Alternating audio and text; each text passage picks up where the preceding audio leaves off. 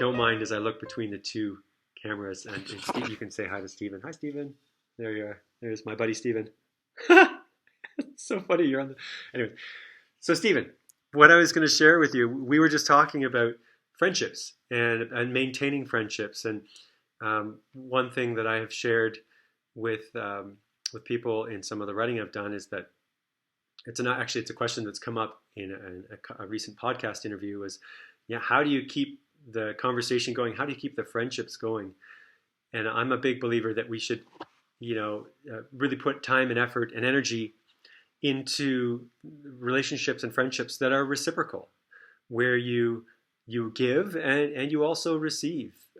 And Stephen was just sharing how he appreciated that I got in touch with him and visited him in England when I was in England after an accident that he had had.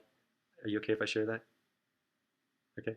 Okay, thanks. He's okay that I shared that. He had a serious accident. And of course, it was my pleasure to see him, to visit him after such a challenging incident. And he shared with me that not all of his friends did such a thing, even people who lived in the same country. And then I expressed to Stephen, like, yeah, but buddy, you're like a hugely important friend to me. Like, I very much value our friendship.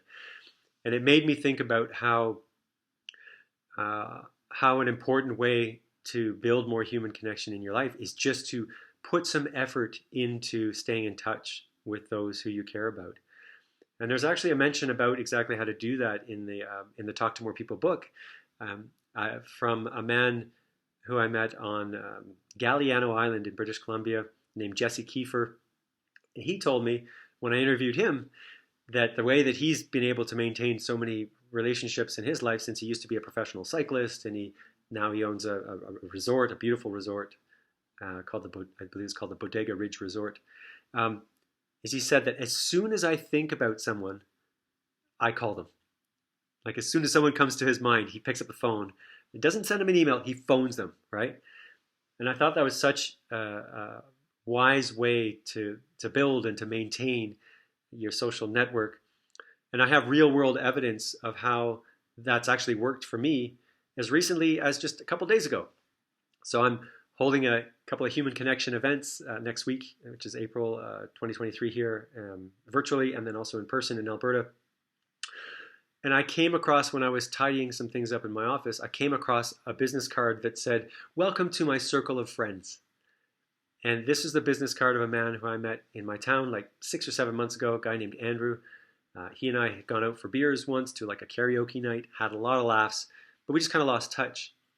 And so the old version of me would have just let that card slip through my mind, slip through my hand, and I would have been like, oh, I should get in touch with him later, because I was in the midst of some other work that I was doing. But the current version of Tony was proactive and said, oh no, I need to send him a message right now. I'm learning to follow that impulsivity, that positive impulsivity that works for my particular type of person. So I sent him a text message that I've got this event and here, have a free ticket and come if you'd like. And he immediately got back to me and just said, awesome to hear from you. I'll make arrangements, right? And so then yesterday I had these two guests through Couchsurfing, and I'll link to an interview I had with these guests in the description of the video down below. We have Toonie Tuesdays, so a $2 night to go to our pool and hot tub in Canmore. And I brought them there. We were all having a nice soak. And who do I see in the hot tub but this guy, Andrew, who we had just been in text conversation for the first time in many months the night before, right? So energy brought us together to meet in the real world. He joined us for drinks as we were going out to a lovely cocktail bar last night. He came back to our flat where there was a glow-in-the-dark juggling show, as you can imagine, for my guests. And we all just had like a really, really fun evening. And so and I know I'll see Andrew again soon. So that's a real world example of how you can keep the conversation going, right? Like keep maintaining connections with people is put a little bit of effort in. And then also when you think of someone, give them a call right away or give a text and allow those connections to flourish. So thank you for listening to my story, Stephen, and for patiently letting me record it. And for those of you watching, I'm Tony Esteves, the creator of Talk to More People and the author of the book, Talk to More People, Change Your Life by Meeting People.